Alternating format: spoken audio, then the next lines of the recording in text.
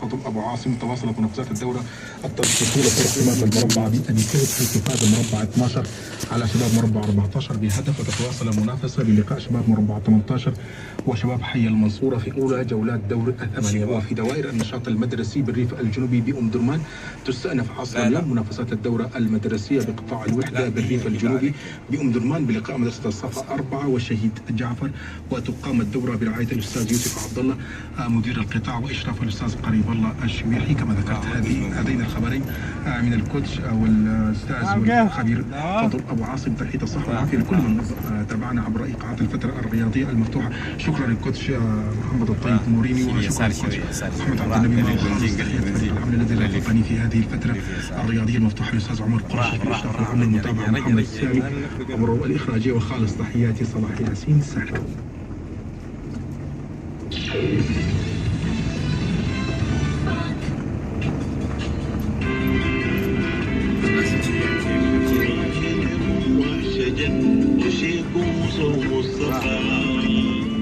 يا رجل تكون وين والعيشة كيف عايز عارفة.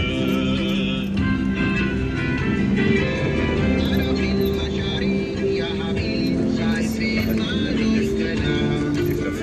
عمران وتنمية أنا أبشر أموري بقت تمام. كلام واحد بسيط كل شوارع ما الشص